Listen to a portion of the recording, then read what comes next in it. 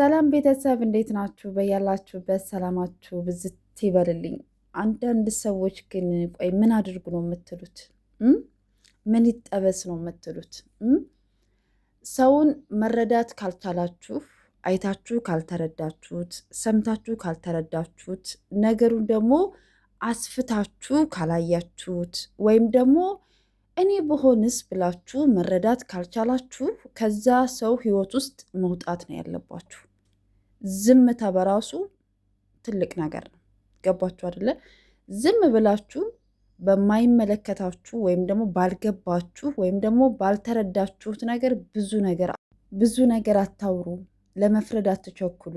ከቻላችሁ ቆይታችሁ ለመረዳት ሞክሩ ማለት እፈልጋለሁ። ዝም ብላችሁ ሰውን አትሳደቡ።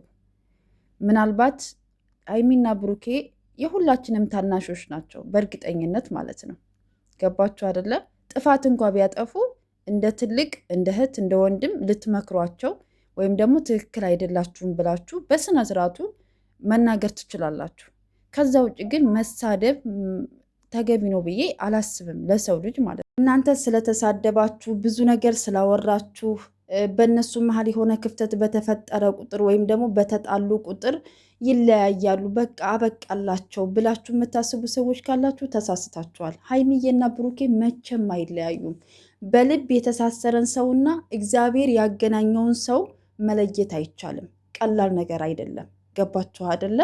ሲቀጥል አሁን ላይ ወደሚሰሩት ስራ ስገባላችሁ ስራ ነው አይደለም የሚባለውን ነገር ለማወቅ ከፈለጋችሁ ማለት ነው ትክክለኛ ዲኤንኤ በእንደዚህ አይነት ሂደት አይደለም የሚደረገው።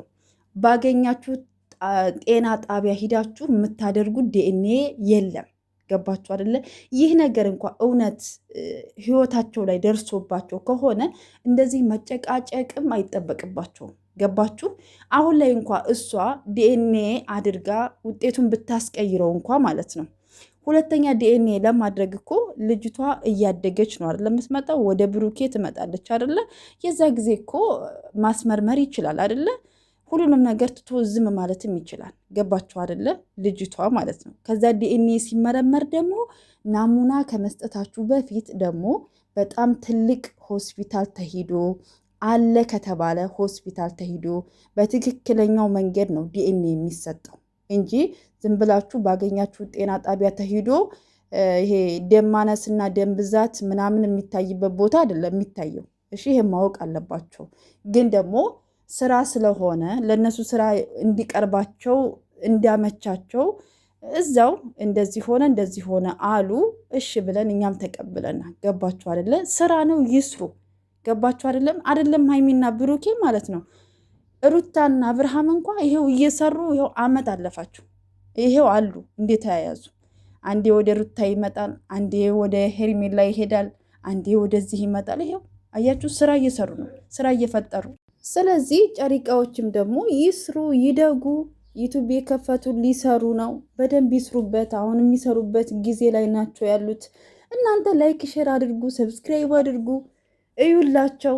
ማርያምን ነው የምላችሁ። እነሱ እኮ አይታይላቸውም። ስራ ቢሰሩም በቃ እነሱን ትሰድቧቸዋላችሁ፣ ትዘቀዝቃላችሁ። ብሩኬ እንደዚህ ነው፣ ሀይሚ እንደዚህ ናችሁ እቴ ትላላችሁ እንዴ። ተዋቸው፣ ስራ ነው ይስሩ እንዴ። ከህይወታቸው ውጡ። አንዳንድ ሰዎች ምቀኛ ትሆኑ።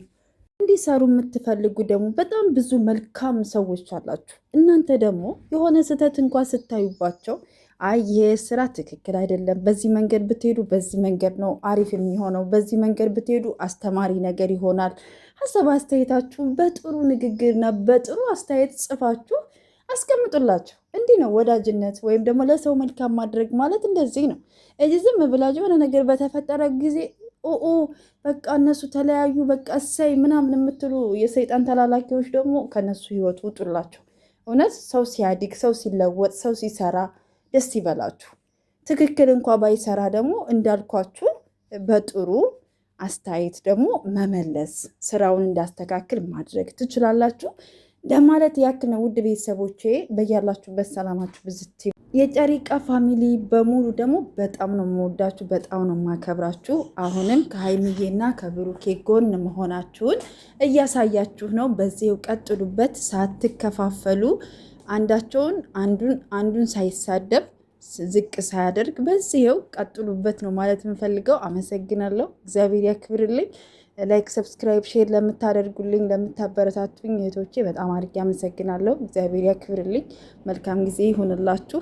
አንዳንድ ሰዎች ግን እንከባበር። ዝም ብላችሁ በማይመለከታችሁ ውስጥ እየገባችሁ የሰውን ህይወት እንትን ለማለት አትሞክሩ። እናንተ ምንም ስላላችሁ ምንም ነገር የሚፈጠረ የለም። አውርታችሁ ትቀራላችሁ እንጂ ማለት ነው። ስለዚህ ያው ወሬ ስለሌላችሁ እነሱን ርዕስ አድርጋችሁ የምታወሩ ሰዎች ስላላችሁ ነው። ትክታክ መንደር ያላችሁ ደግሞ እኮ ትልልቅ ሰዎች ናችሁ። የሚገርመው ነገር ደግሞ ማለት ነው ልቦና ይስጣችሁ።